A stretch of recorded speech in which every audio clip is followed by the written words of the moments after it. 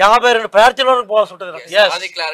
ఎందుకంటే first time ఏంటంటే elevation కూడా చెప్తున్నా. ఇప్పుడు ఫర్ ఎగ్జాంపుల్ ఏంటంటే ఇప్పుడు 52 మంది పోటీ చేశారండి. ఫస్ట్ ప్రయారిటీలో ఎవరికి రాలేదు, అప్పుడు ఎవరు సెకండ్ ప్రయారిటీ ఓట్లు లెక్క పెడతారు అంటే ఈ మొత్తం వచ్చిన ఓట్లలో అందరికన్నా తక్కువ ఎవరికి వచ్చినాయో అతను ఓట్లను బయటకు తీస్తారు. అతను 3 ఓట్లు వచ్చాయి అనుకో, ఆ 3 ఓట్లు ఆయనకు వేసేసి ఆ 3 ఓట్లలో సెకండ్ ప్రయారిటీ దేనికి ఉందని చూస్తారు.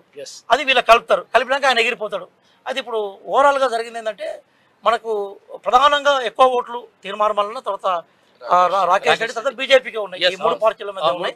కాబట్టి నాకు తెలిసి ఈ ముగ్గురు దగ్గరికి వచ్చేసరికి తీర్మానం గెలుపు ఖాయమైందనే విషయమే అర్థమవుతా ఉంటుంది మనది. అది ప్రజలారా. కాబట్టి దీని గురించి టెన్షన్ పడాల్సిన అవసరం లేదు, ఫుల్ క్లారిటీ ఉన్నది.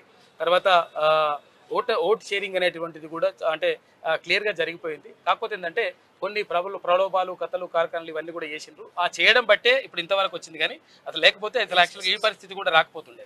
కానీ భవిష్యత్తులో మాత్రం చెల్లని ఓట్లను అది మీ బాధ్యత, నా బాధ్యత, అందరి బాధ్యత కూడా. గారు మనం ఆనెస్ట్ గా పోయి ఓటు ఏమంటున్నాం, కానీ ఓటు ఎట్లా వేయాలో కూడా చెప్పాలి క్లియర్గా. రెండోది సార్ బాధాకరం కదా, ఇప్పుడు ఆఫీసర్ ఎంత చదివిండో ఓటర్ కూడా అంతే చదివిండేది, గ్రాడ్యుయేట్ ఎలక్షన్ కాబట్టి సింపుల్ ఇష్యూ కదా. అంటే ఇప్పటి నుంచి నేను ఏమనుకుంటున్నానంటే దయచేసి భవిష్యత్తులో కూడా ఒక డెమో అనేది రిలీజ్ చేయాలి. ఒక డెమో ప్రతి ఓటర్ నెంబరు ఎలక్షన్ కమిషన్ దగ్గర ఉంటుంది. ఈ ఎస్పెషల్ ఇట్లాంటి కొంచెం సంక్లిష్టమైన ఓటింగ్ ఉన్నప్పుడు డెమోను రికార్డ్ చేసి బయటికి పంపినప్పుడు ఇట్లాంటి జరిగే అవకాశం ఉండదు. ఆ దిశగా ఎలక్షన్ కమిషన్ కూడా భవిష్యత్తులో ఆలోచించాలని మనం అందరం కోరుకుందాం. లేకపోతే మరి ఇటువంటి ప్రతిపాదన పెడతారు. ఇప్పుడు ఆ బ్యాచ్ ఎట్లుంటారు, ఇప్పుడు వాళ్ళు ఏమంటారు అంటే మేము వేసిందే కరెక్ట్, మేము టిక్ వేసాం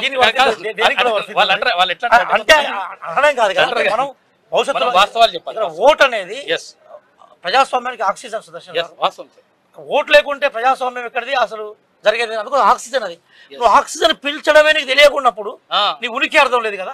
that is the basic thing.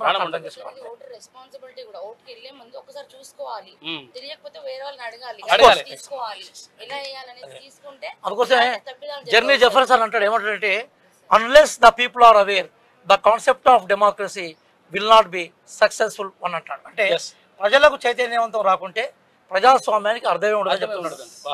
చెల్లని ఓట్ల విషయంలో మాత్రం మనందరం కూడా బాధపడదాం. భవిష్యత్తులో జరగకుండా ఉండాలని వాళ్ళు కోరుకుంటున్నాం కూడా.